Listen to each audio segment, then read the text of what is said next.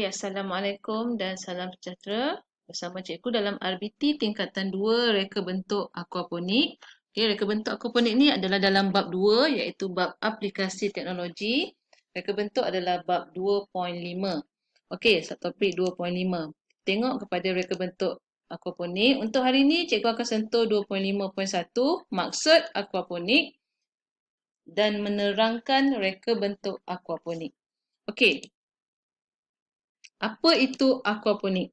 Okey, aquaponik merupakan aktiviti teknologi pertanian yang menggabungkan aquakultur iaitu aktiviti ternakan ikan dengan aktiviti hidroponik iaitu tanaman tanpa media tanah dalam satu pusingan air. Okey, cikgu ulang, aquaponik merupakan teknologi pertanian yang menggabungkan aquakultur dengan aktiviti hidroponik dalam satu pusingan air, circulation. Okey, unsur yang sangat penting dalam aquaponik yang mesti ada dalam aquaponik ada 3, iaitu yang pertama ikan. Okey, mesti ada ikan sebab dia adalah aktiviti aquakultur. Okey, aktiviti ternakan ikan. Mesti ada tanaman dan juga mesti ada bakteria. Kenapa kena ada bakteria? Kita tengok nanti. Okey, macam mana 3 unsur ni beroperasi dalam sistem aquaponik? Okey, yang pertama ikan. Ikan ni dia keluarkan sisa makanan yang mengandungi amonia. Amonia dan kotoran-kotoran ni dia sesuai sebagai makanan kepada tanaman. Macam mana dia jadi makanan kepada tanaman? Okey, ikan mengeluarkan sisa makanan yang mengandungi amonia. Tanaman ni pula dia akan menyalurkan oksigen dan air yang bebas amonia yang diperlukan oleh ikan. Okey, tanaman ni dia akan salurkan oksigen dan air yang bebas amonia yang diperlukan oleh ikan. Okey, apa fungsi bakteria tadi? Bakteria yang ada ni dia akan menapis dan mengubah amonia menjadi nitrat dan zat besi yang berfungsi sebagai baja kepada tanaman. Okey, cikgu terbalik sikit. Sepatutnya bakteria dulu ni. Okey, maksudnya ikan dia akan keluarkan sisa makanan dia bagi kepada tanaman. Tanaman ni pula sebelum sampai kepada tanaman ni, bakteria ni dia akan proses, dia akan tapis, dia akan ubah amonia tadi menjadi nitrat dan zat yang berfungsi sebagai baja kepada tanaman. Tanaman ni dia akan salurkan oksigen dan air yang bebas amonia yang diperlukan oleh ikan. Dia pusing. Ikan bagi makanan kepada tumbuh-tumbuhan. Tanaman ni tadi, tumbuh-tumbuhan tadi dia akan bagi oksigen dan air yang bersih kepada ikan. Dia dalam satu kitaran. Cikgu betulkan balik nanti gambar ni. Dia terbalik ni. Sepatutnya bakteria dululah. Tapi murid faham konsep dia ni. Okey. Apa tujuan aquaponik? Okey, tujuan utama sistem aquaponik adalah untuk mengekalkan kualiti air dan mengurangkan kadar amonia dalam air supaya dapat dimanfaatkan oleh organisma lain.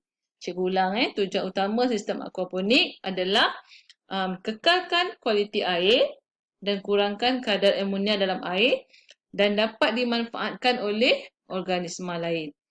Selain pada untuk kekalkan kualiti air tadi, aquaponik ni juga dapat menjimatkan ruang dan dapat hasilkan 2 jenis makanan manusia secara serentak.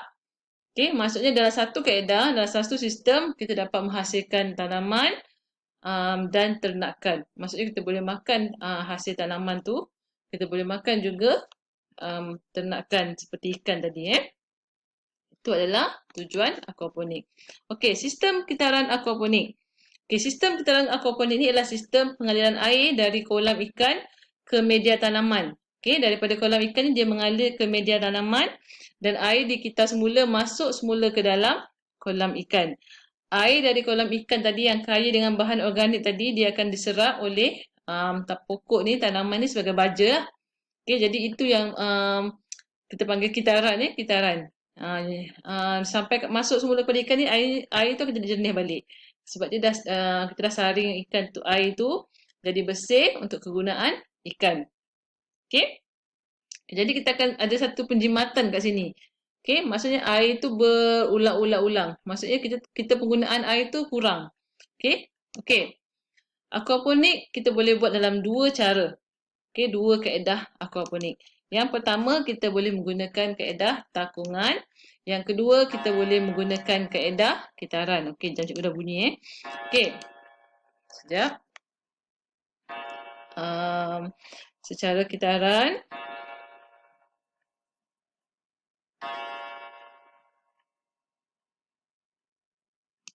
Okey. Aquaponik secara takungan. Okey, kita pergi tengok dulu yang pertama, aquaponik secara Okey. Yang pertama kita tengok aquaponik secara takungan. Okey, aquaponik secara takungan. Ini contoh ini contoh aquaponik secara takungan. Kalau murid boleh tengok kat sini, okey, murid boleh nampak apa maksud takungan tu. Ni contoh nampak gambar ni lebih jelas. Okey, kita tunjuk dekat sikit. Ni. Okey. Kaedah takungan. Aquaponik jenis takungan. Okey? Okey. Aquaponik secara takungan ni dia biasanya hanya menggunakan kolam untuk ikan tadi, kolam ataupun tangki ataupun bekas lah, apa-apa bekas pun kita gunakan satu saja untuk ikan dan tanaman. Maksudnya macam dalam gambar ni lah, kita perlukan satu tangki ikan saja. Okey, tanaman ni kita letak kat atas dia. Okey, dalam bekas yang sama, ikan dengan tanaman. Ini biasanya lah, ini adalah aquaponik secara takungan. Okey, ikan dipelihara dalam bekas dan tanaman yang berada di atas permukaan air.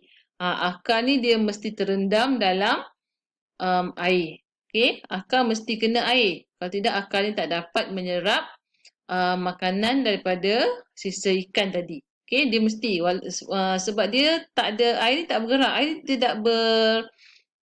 tak ada sistem, kita tak menggunakan kaedah pengaliran air.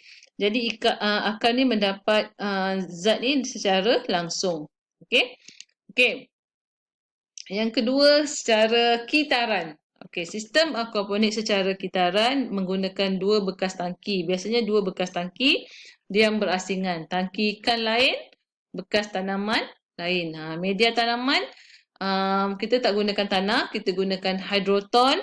Nanti cikgu terangkan apa itu hydroton, ataupun kita gunakan batu kerikil ataupun media-media lain yang sesuai. Ini contohlah. Contoh kaedah penanaman, kaedah sistem aquaponik menggunakan kaedah kitaran. Okey.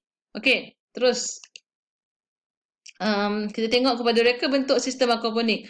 Reka bentuk aquaponik ni biasanya dia adalah merupakan satu susunan komponen dan bahan aquakultur dalam sistem hidroponik ni biasanya kita tengok dalam kuteks. Kalau ikut dalam kuteks ni dia bagi tiga contoh tiga contoh model, tiga jenis model hidroponik yang sesuai untuk digunakan.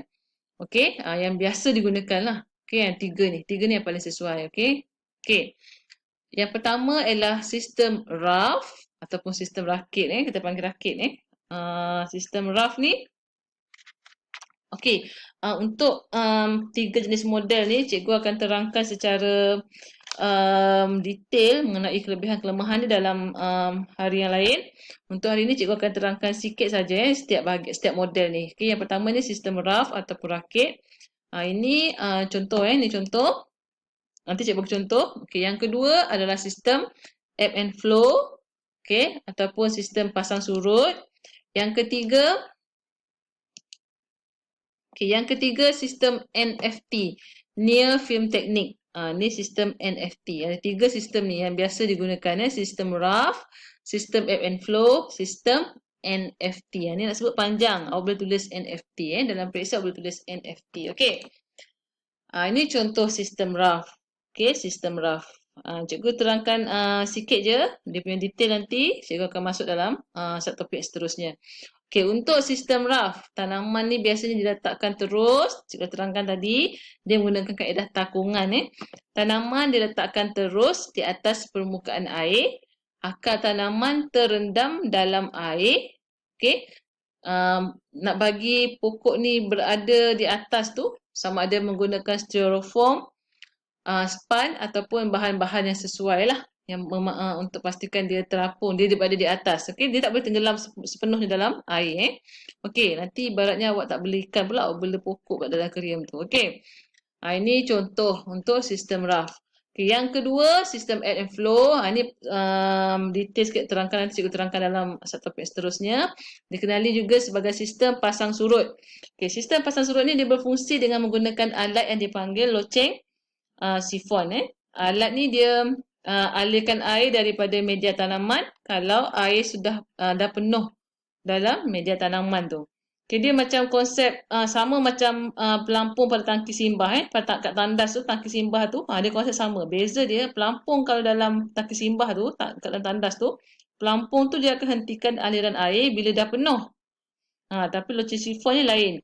Dia akan keluarkan air bila dah penuh.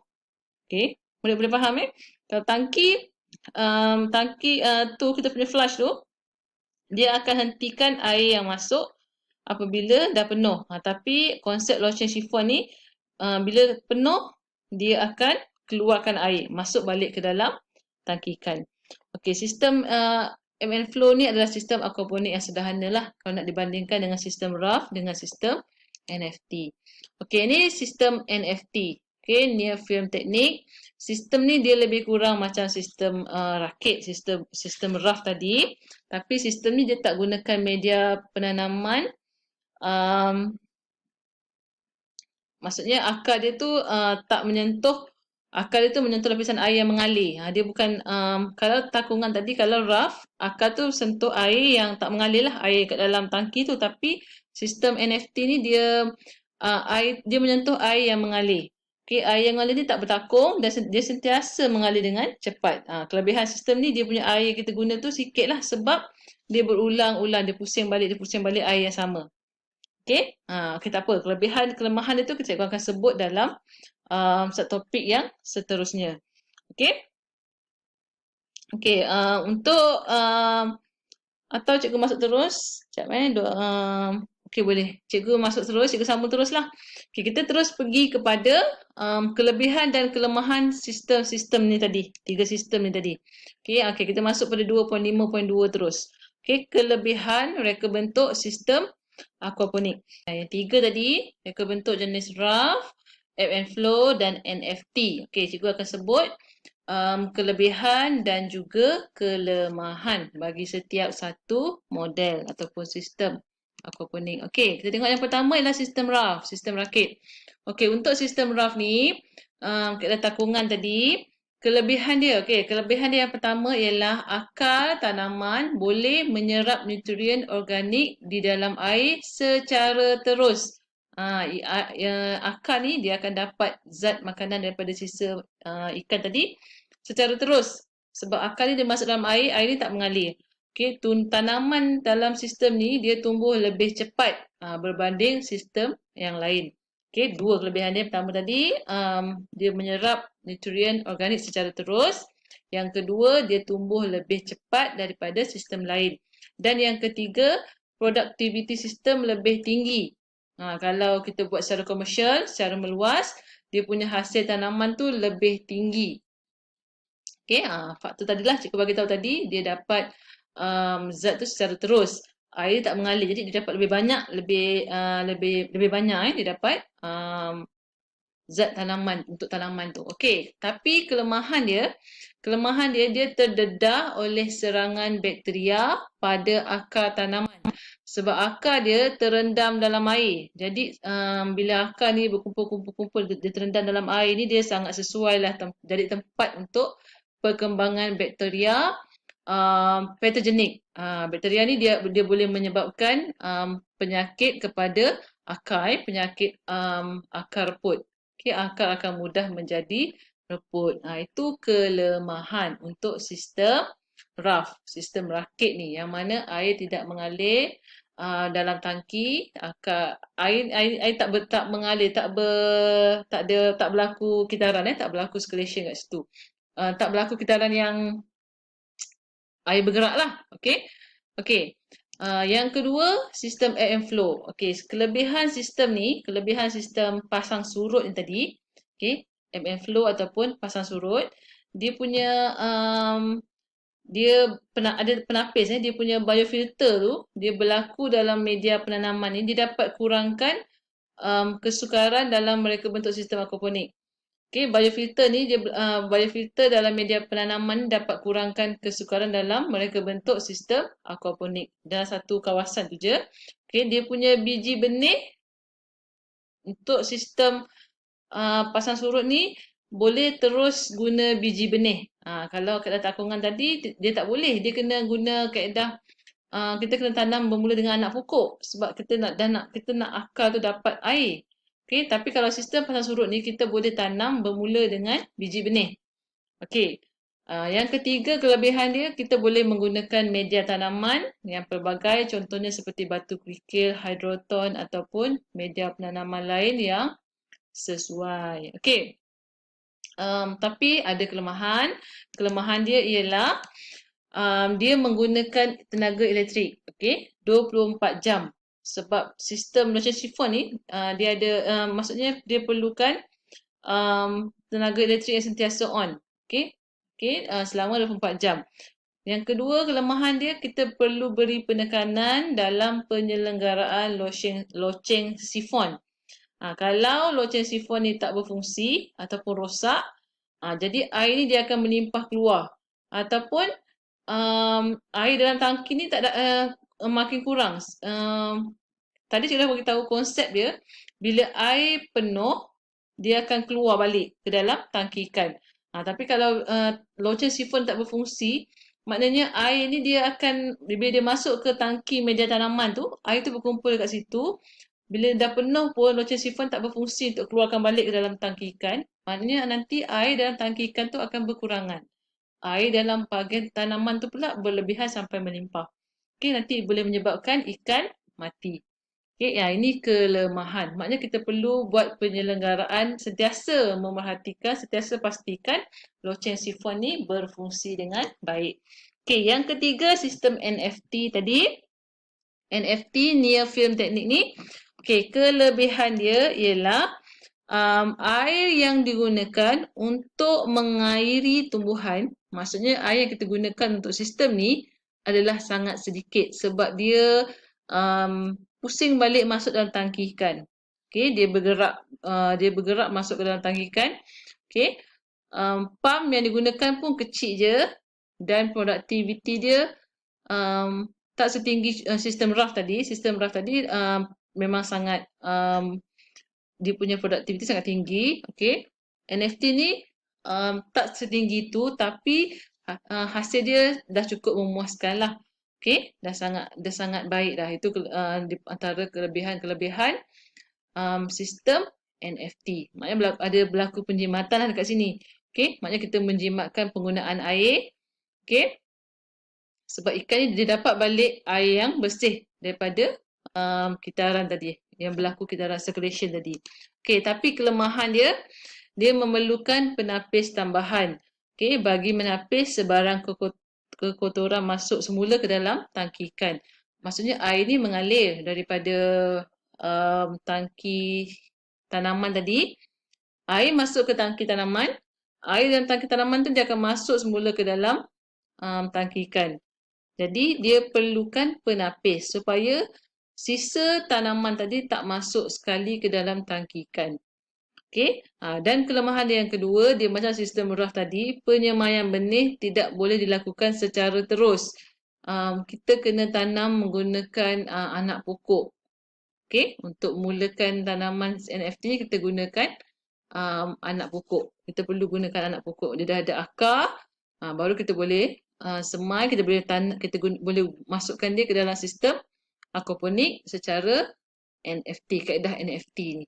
Okey, kalau tadi pasang surut tadi kita boleh terus menggunakan biji benih. Okey, itu antara kelebihan dan kelemahan ketiga-tiga sistem tadi.